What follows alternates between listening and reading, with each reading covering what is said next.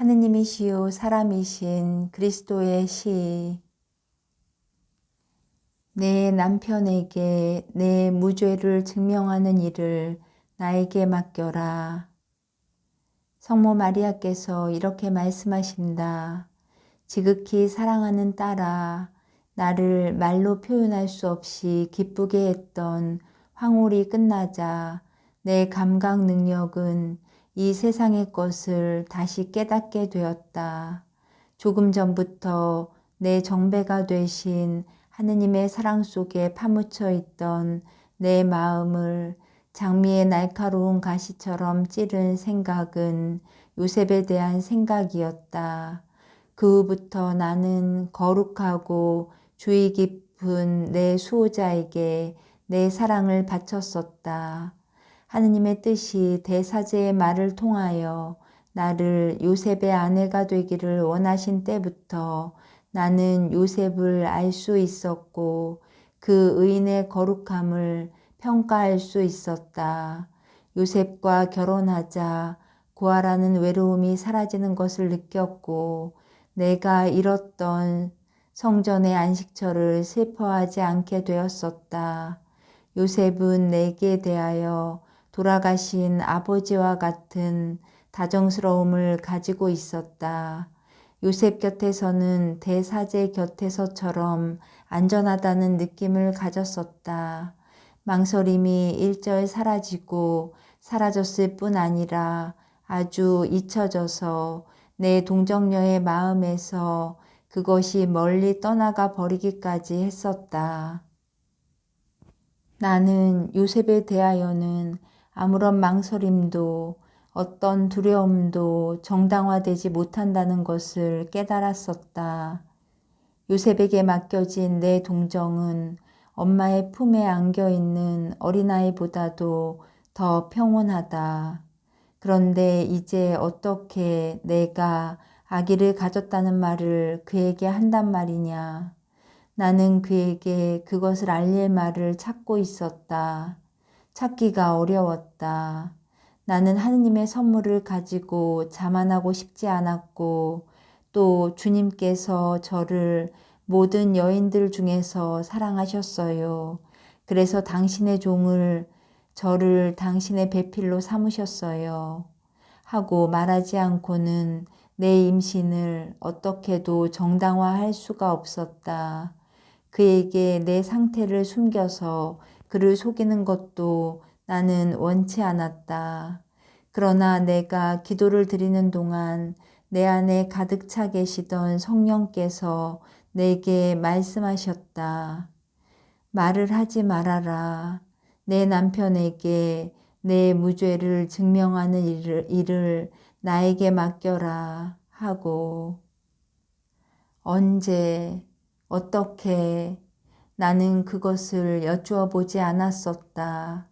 나는 꽃이 저를 날아가는 물에 몸을 맡기듯이 항상 하느님께 나를 맡겨드렸었다. 영원하신 분은 당신의 도움 없이 나를 내버려 두신 적이 절대로 없었다. 그분의 손이 나를 지금까지 부축하시고 보호하시고 인도하셨다. 그분은 지금도 그렇게 하실 것이다. 내 딸아, 우리의 영원하신 분, 착하신 하느님께 대한 믿음이 얼마나 아름답고 용기를 돋구어 주는 것이냐. 그분은 우리를 요람과 같은 당신 품에 안으시고 배처럼 우리를 빛나는 선의 폭으로 데려다 주시며 우리 마음을 다시 북돋아 주시고 우리를 위로하시고 길러 주신다. 그분은 우리에게 안식과 기쁨을 주시며 우리에게 빛을 주시고 우리를 인도하신다. 하느님께 대한 신뢰가 전부이고 하느님께서는 당신을 신뢰하는 사람에게 모든 것을 주신다. 즉, 당신 자신을 주시는 것이다. 그날 저녁 나는 피조물로서의 내 신뢰를 완전에까지 끌어올렸다. 이제는 하느님께서 내 안에 계셨기 때문에 그렇게 할 수가 있었다. 나는 처음에는 나라는 보잘것없는 피조물, 즉 내가 티 없는 사람이 되었어야 할 만큼 그렇게도 지극히 사랑을 받는 사람이었다 하더라도 여전히 아무것도 아닌 것에 신뢰를 가졌었다. 그러나 이제는 하느님께서 내 정배, 내 아들이 내 안에 계시기 때문에 숭고한 신뢰를 가지고 있었다. 오, 기뻐라. 하느님과 하나가 되다니. 내 영광을 위해서가 아니라 완전한 일치로 그분을 사랑하기 위하여 그분께 제 안에 계신 당신만이 제가 하는 모든 것을 당신의 하느님으로서의 완전으로 행하십니다. 하고 말씀드리기 위해서였다. 만일 하느님께서 말하지 말아라 하고 말씀하시지 않으셨더라면 나는 아마 얼굴을 땅에 파묻고 성령께서 제 안에 들어오셔서 저는 하느님의 씨를 가졌어요 하고 요셉에게 말했을 것이고 요셉은 나를 존경하고 있었고 또 절대로 거짓말을 하지 않는 모든 사람이 그러는 것처럼 그는 다른 사람들이 거짓말을 한다고 믿을 수가 없었기 때문에 내가 하는 말도 믿었을 것이다. 그렇다. 나는 요셉에게 장차 올 고통을 당하지 않게 하려고 그와 같은 찬사를 나 자신에게 하는 것은 싫었겠지만 그 혐오감을 극복하고 그 말을 했을 것이다. 그러나 나는 하느님의 명령을 따랐고 그때부터 여러 달 동안 내 마음에 피를 흘리게 하는 첫 번째 상처를 느꼈다. 공동 구속자로서의 내 운명의 첫 번째 고통을 나는 이와 비슷한 고통의 순간에 즉 너희를 사랑하는 사람으로 하여금 너희를 불리한 견지에서 보게 하는 어떤 사건이 일어났을 경우에 말을 하지 않아야 될 때에 너희들이 해야 할 행동 법칙을 너희에게 주기 위하여 그 고통을 바치고 참아 견디었었다. 너희의 평판과 너희들이 집착하는 애정을 지키는 일을 하느님께 맡겨드려라. 거룩한 생활로 하느님의 보호를 받을 자격을 얻어라. 그리고는 안심하고 있어라. 모든 사람이 너희와 대항한다 해도 너희를 사랑하는 사람들에게 하느님께서는 너희를 변호하시고 진실이 드러나게 하실 것이다. 내 딸아, 이제는 쉬어라. 그리고 점점 더 내 딸이 되어라. 마리아와 요셉이 예루살렘에 간다. 나는 성녀 엘리사벳의 집에 가려고 길 떠나는 광경을 본다. 요셉은 회색 나귀 2마리를 끌고 마리아를 데리러 왔다. 한 마리는 그가 탈 것이고 또 한 마리는 마리아가 탈 것이다. 2 짐승 중에 한 마리에는 이상한 장치가 덧붙인 보통 안장이 얹혀 있는데 나는 그것이 짐을 얹기 위한 것임을 알아차린다.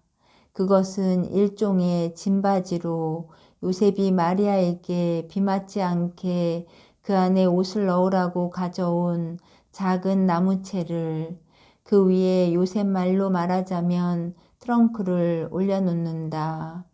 나는 마리아가 요셉에게 그의 용이 주도한 선물에 대하여 감사하는 것을 깨닫는다. 마리아는 전에 준비하였던 보따리에 쌌던 모든 것을 꺼내서 그 궤 속에 챙겨 넣는다. 그들은 집의 대문을 잠그고 길을 떠난다. 여명이 겨우 동쪽을 붉게 물들이는 것으로 보아 새벽이다. 나자렛은 아직 자고 있다. 아침 일찍 길을 떠나는 2 길소는 서로서로 쐐기처럼 들어박혀서 매 하고 울며 종종 걸음을 치는 양들을 앞세우고 가는 목동 한 사람을 만날 뿐이다. 어린 양들도 우는데 그 날카로운 작은 목소리로 다른 놈들보다 더 매 하고 운다. 어린 양들은 아직 어미젖을 찾으려고 한다. 그러나 어미들은 풀밭을 향하여 걸음을 재촉하면서 더 큰 울음소리로 어린 양들에게 제게 걸으라고 재촉한다. 마리아는 내려다보고 양떼가 지나가도록 하기 위하여 멈추어 선 다음 미소를 짓고 안장에서 몸을 숙여 자기가 탄 나귀를 스치며 지나가는 온순한 짐승들을 쓰다듬어 준다. 갓난 어린 양을 아는 목동이 다시 인사를 하려고 발을 멈추자 마리아는 죽어라 하고 매 하고 우는 어린 양의 볼그레한 작은 주둥이를 쓰다듬어 주며 웃는다. 마리아는 말한다. 어미를 찾는군요. 엄마가 저기 온다. 엄마는 너를 버리지 않는다. 요거사. 과연 어미 양은 목동에게 몸을 비비며 몸을 일으켜 제 새끼의 주둥이를 핥아준다. 양떼는 나뭇잎에 비 떨어지는 소리를 내고 서두르는 그놈들의 모든 굽으로 일으키는 먼지와 길의 흙에 수놓은 것과 같은 수많은 발자국을 뒤에 남기면서 지나간다. 요셉과 마리아는 다시 길을 떠난다. 요셉은 겉옷을 입고 있다. 마리아는 아침이 매우 싸늘하기 때문에 주머니가 있는 숄로 몸을 감싸고 있다.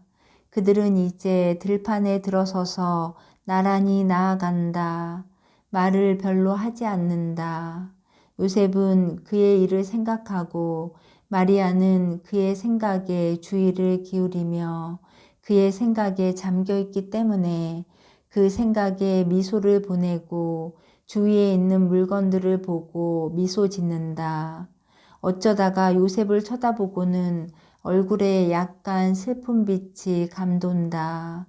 그러다가 말수가 적고 마리아에게 몸이 편하냐고 아무것도 필요한 것이 없느냐 묻기 위해서나 입을 여는 주의 깊은 남편을 쳐다볼 때에도 미소가 다시 떠오른다. 이제는 행길에 다른 사람들도 지나다닌다. 특히 어떤 마을 근처나 교차점에서는 더 그렇다. 그러나 두 사람은 만나는 사람들에게는 관심이 없다. 그들은 방울 소리를 요란스럽게 내며 종종 걸음을 치는 나귀를 몰아가며 빵과 올리브를 좀 먹고 작은 동굴에서 흘러나오는 샘물을 마시기 위하여 다만 한 번만 걸음을 멈춘다. 그들은 시커먼 구름에서 쏟아지는 심한 소나기를 피하기 위하여 두 번째로 걸음을 멈춰야 한다. 그들은 바위가 툭 튀어나와서 큰 비는 맞지 않게 보호해주는 야산에 비 피할 곳으로 들어갔다. 그러나 요셉은 물이 적시지 않고 흘러내리는 물이 스미지 않는 양모로 짠 그의 겉옷을 마리아에게 기필코 입게 하려고 한다. 마리아는 남편의 간절한 강요에 양보할 수밖에 없다.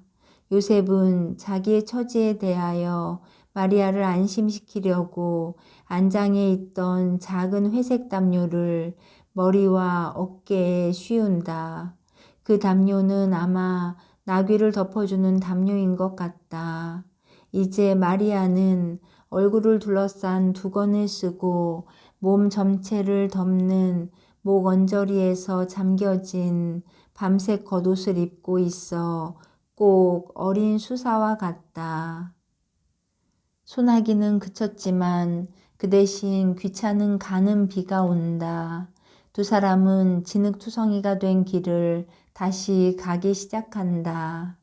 그러나 봄이라 잠시 후에는 해가 나서 길이 더 가기 쉽게 되기 시작한다. 두 나귀는 더 경쾌하게 길을 달린다.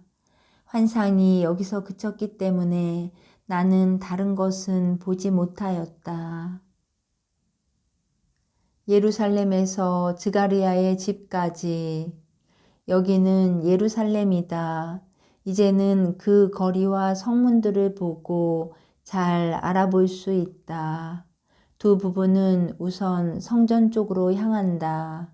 나는 성전에 예수님을 봉헌하던 날 요셉이 나귀를 맡겼던 마굿간을 알아본다. 오늘도 그는 두 나귀를 손질한 다음 그곳에 맡기고 마리아와 함께 주께 예배하러 간다. 그런 다음 나와서 마리아는 요셉과 함께 어떤 집으로 가는데 아는 사람의 집인 것 같다. 그들은 그 집에서 식사를 한다. 그리고 마리아는 요셉이 한 작은 노인과 같이 돌아올 때까지 쉰다. 이분은 당신과 같은 길을 가는 사람이요. 당신이 친척집에 이르기까지 혼자 갈 길은 얼마 안 될 거요. 이 노인을 믿으시오. 내가 잘 아는 분이요. 그들은 나귀를 다시 타고 요셉은 성문, 그들이 들어온 성문과는 다른 성문이다. 성문까지 마리아를 배웅한다. 그들은 서로 인사를 나누고 마리아는 작은 노인과 같이 간다. 노인은 요셉이 말수가 적었던 것과는 반대로 말을 많이 하고 별별 일에 다 관심을 보이는데 마리아는 참을성 있게 대답한다. 지금은 안장 앞쪽에 요셉의 나귀가 실었던 작은 궤가 놓여 있고 마리아는 겉옷도 입지 않았다. 숄도 두르지 않고 개켜서 궤 위에 놓았다. 마리아는 파란 옷을 입고 햇볕을 가려주는 흰 베일을 쓰고 있는데 아주 아름답다. 얼마나 아름다운가. 항상 작은 목소리로 말하는 마리아가 그에게 들리게 하려면 큰 소리로 말해야 하는 것을 보면 작은 노인은 가는귀가 먹은 모양이다. 그러나 이제는 다 끝장났다. 그러나 이제는 그의 질문과 소식의 보고도 동이 나서 이제 노인은 길을 잘 아는 짐승이 인도하도록 맡겨두고 안장 위에서 꾸벅꾸벅 졸고 있다. 마리아는 그 일시적인 중단을 이용하여 자기 생각을 가다듬고 기도를 드린다. 한 팔을 가슴에 얹고 파란 하늘을 쳐다보면서 낮은 목소리로 노래하는 것이 기도임에 틀림없다. 그의 얼굴은 영혼의 감동의 노력으로 인하여 빛과 무상의 기쁨을 나타낸다. 다른 것은 보이지 않는다. 그리고 내게는 환상이 중단된 지금 나는 어제와 같이 내 곁에 내적인 환상으로 볼 수 있는 어머니를 모시고 남아있다. 어떻게나 분명히 볼 수 있던지 어머니의 초상을 묘사할 수 있을 정도이다. 약간 포동포동하지만 기분 좋게 부드러운 엷은 분홍빛 뺨, 선명한 붉은색의 작은 입, 짙은 금빛 속눈썹 밑에 있는 다정스럽게 빛나는 파란 눈. 나는 머리 꼭대기에서 갈라진 머리가 어떻게 기분 좋게 세 개의 웨이브를 이루면서 양쪽으로 내려와 볼그레한 작은 귀를 반쯤 덮기까지 하고 그 엷고 빛나는 금빛을 보이며 머리를 덮은 베일 뒤로 사라지는지 말할 수 있다. 과연 나는 성모님이 천국에나 있을 것 같은 비단으로 지은 옷을 입으시고 겉옷을 머리에까지 쓰고 계신 것을 보는데 그 겉옷은 베일처럼 가볍기는 하지만 그래도 옷과 같은 감으로 만든 탁탁한 것이었다. 나는 옷이 목에서는 끈이 미끄러져 움직이는 홈으로 죄어지는데 그 끈의 두 끝은 목이 시작되는 곳 앞쪽에서 고리로 끝나 있다는 것을 말할 수 있고, 어떻게 옷이 허리에 더 굵은 끈으로 졸라매져 있으며 그 끈은 역시 흰 비단으로 만든 것으로 술 2개가 달려 있으며 옆구리를 따라 내려뜨려져 있다고 말할 수 있다. 나는 목과 허리에 졸라매진 옷의 가슴 부위에는 부드럽게 둥글게 한 주름 7개가 있는데, 이것이 그분의 지극히 정숙한 옷의 유일한 장식이라는 말까지도 할 수 있다. 나는 성모 마리아의 모습에서 풍겨지는 순결의 인상을 말할 수 있고, 그분을 천사와 같은 여인을 만드는 그분의 지극히 품이 있고 대단히 균형 잡힌 형태에서 풍겨지는 순결의 인상을 말할 수 있다. 그리고 성모님을 쳐다보면 볼수록 어느 정도까지 사람들이 그분을 괴롭혔는지를 생각하며 고통을 느끼고, 어떻게 사람들이 그분의 육체적인 모습으로도 그렇게도 다정스럽고 친절하고 품이 있는 그분을 동정하지 않을 수가 있었을까 하고 의아하게 생각한다. 나는 그분을 쳐다보며 그분을 향하여 지르는 골고타의 아우성, 그분이 사형 선고를 받은 사람의 어머니이기 때문에 그분을 향하여 내뱉는 모든 조롱과 야유, 모든 저주를 듣는다. 나는 지금은 성모님의 아름답고 불안이 없는 모습을 본다. 그러나 그분의 지금 모습도 예수님의 임종의 고통 때와 예수님이 돌아가신 후 예루살렘의 집에서 나타내던 슬픔의 시간에 가지셨던 비참한 얼굴의 기억을 지울 수가 없다. 그래서 나는 성모 마리아를 쓰다듬어 드리고 그렇게도 품위 있게 볼그레한 뺨에 입 맞추어 드리며 성모님과 내 안에 남아있는 그 눈물들의 기억을 내 입맞춤으로써 없애버릴 수 있었으면 좋겠다. 나는 성모 마리아를 아주 가까이에 모시는 것이 내게 얼마나 큰 평화를 주는지 믿을 수가 없다. 나는 성모님을 보면서 죽는 것이 살아있을 때의 가장 즐거운 시간만큼이나 그보다도 더 즐거우리라고 생각한다. 나 혼자만이 이렇게 그분을 온전히 보지 못한 요 근래에 나는 엄마가 없는 것처럼 그분이 안 계신 것이 괴로웠다. 이제는 지난 12월과 1월 초에 나를 떠나지 않은 이루 말할 수 없는 기쁨을 느낀다. 그래서 나는 행복하다. 순환의 가슴 찢기는 비통을 보는 것이 내 지복을 흐리게 하는 고통의 베일임에도 불구하고 행복하다. 순환 동안에 예수님이 고통당하시는 것을 본 2월 11일 저녁부터 내가 무엇을 느끼고 무엇을 당하였는지를 말하고 이해시키기는 어려운 일이다. 그것을 보고서 나는 근본적으로 변하였다. 내가 지금 죽든지 100년 후에 죽든지 그 환상은 그 강함과 그 영향을 그대로 보존할 것이다. 그전에는 그리스도의 고통을 생각하였었다. 그런데 지금은 내가 그 고통들을 살고 있다.